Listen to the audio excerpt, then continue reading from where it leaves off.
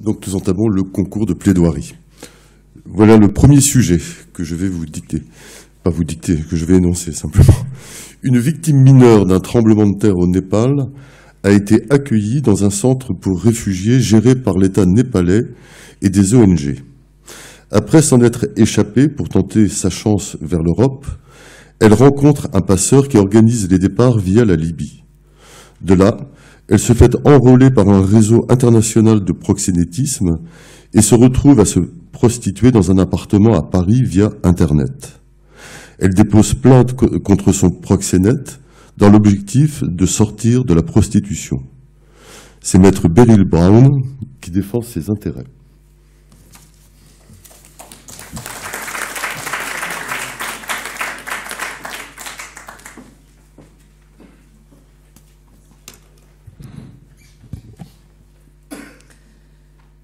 Au village, il n'y avait plus que des femmes. Depuis longtemps, leurs maris et leurs frères étaient partis construire des montagnes en verre dans ce drôle de pays où rien ne pousse, hormis des tours d'argent ou d'or noir. Alors, quand la terre a tremblé, qu'elle s'est ouverte sous leurs pieds, qu'elle a tout emporté, il n'y avait plus personne pour reconstruire. Mais qu'y avait-il à reconstruire? Partir ou reconstruire? Une vie d'esclave pour une autre vie d'esclave. Dans les camps où se massent les réfugiés, les rations sont distribuées par des gens en polaire quechua, les mêmes qui passaient jadis devant les villages, bâtons de marche à la main, intrépides, espérant gravir le sommet et atteindre le toit du monde pour le toiser, enfin. Ils ne font que passer. De Katmandou à Kalapatar, ils passent. La terre est si dure ici. Elle gèle sous leurs pieds. Alors, sous les tentes des ONG, on rêve d'Occident. Cet Occident bienveillant, dont on ne connaît que des symboles au fond, une croix, une colombe. Il paraît que là-bas, l'homme a des droits, universel et sacré. Il paraît que là-bas, la femme aussi a des droits. Il paraît que là-bas, la vie est protégée. Il fait si froid ici. La nuit est tombée. C'est décidé. Aux premières lueurs, demain, elle partira. Alisha n'était jamais sortie de son village. La voilà à Paris. Le voyage fut long, d'une cage à une autre. Le passeur lui avait promis une vie meilleure, pourtant, l'odeur du container lui colle encore à la peau. De la plus belle ville du monde, elle ne connaît rien. Rien que son adresse et un code à 4 chiffres. Ici, les maisons sont closes et les portes s'ouvrent avec un code. Elle a dû l'apprendre par cœur pour le donner à ses clients qui défilent toute la journée dans sa nouvelle petite cage. Eux aussi ne font que passer. C'est si facile en plus. En quelques clics, ils passent du virtuel au réel et lui imposent leurs désirs. Ah, c'est formidable, Internet. Tranquillement, de chez vous, confortablement assis dans votre canapé ou même au bureau, choisissez votre poupée. On se sent protégé derrière un écran, dans l'intimité d'un appartement, il y fait bien chaud. Alisha n'a pas 16 ans, mais déjà le regard d'une vieille femme. Un battement de cils paresseux, un rideau que l'on tire.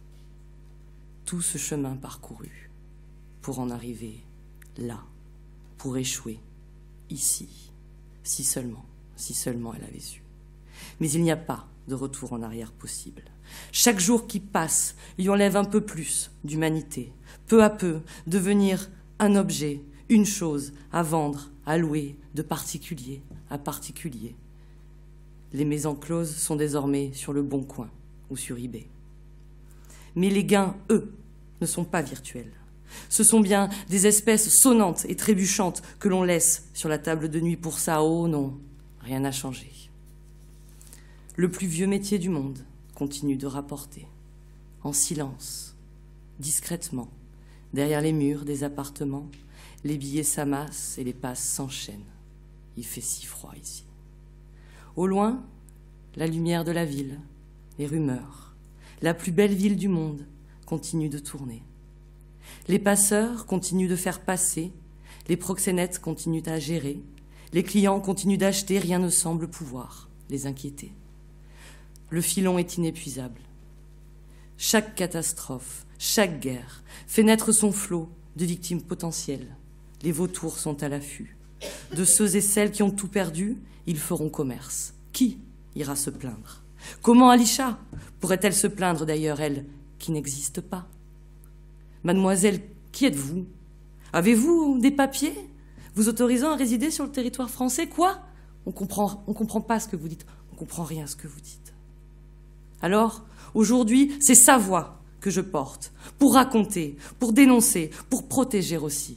Car dénoncer ne suffit pas. Je porte la voix de celles et ceux qui n'osent pas, de ceux qui ont peur de tout et de tout le monde. Notre société crée la demande. Les jeunes filles, les enfants affluent de toutes parts. Mais c'est chez nous qu'ils se massent et s'abîment.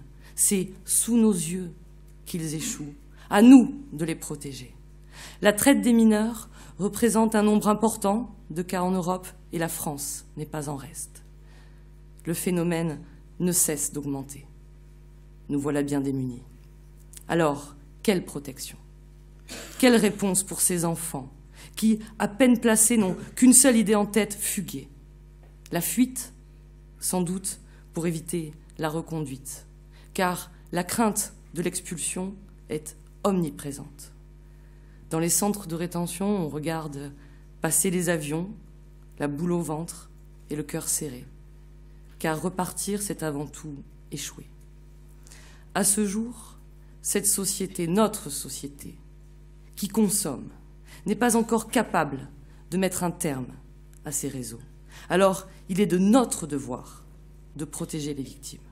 Et pour cela, il faut redonner son sens au mot « asile », pour qu'il rime de nouveau avec refuge, avec protection, asile.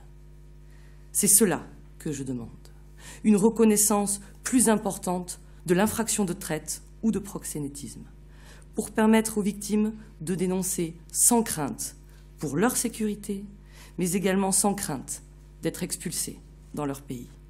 Il faut encore faciliter l'accueil des victimes de proxénétisme par une mise en œuvre plus aisée des textes, de nos textes, et notamment la loi du 29 juillet 2015 sur la réforme du droit d'asile.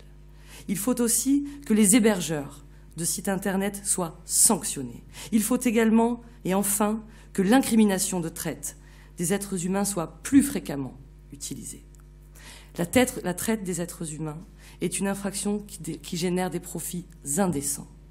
Il faut pouvoir confisquer systématiquement le patrimoine des délinquants, pour frapper là où ça fait mal, bien sûr, mais également pour garantir l'indemnisation des victimes, pour qu'elles puissent se reconstruire.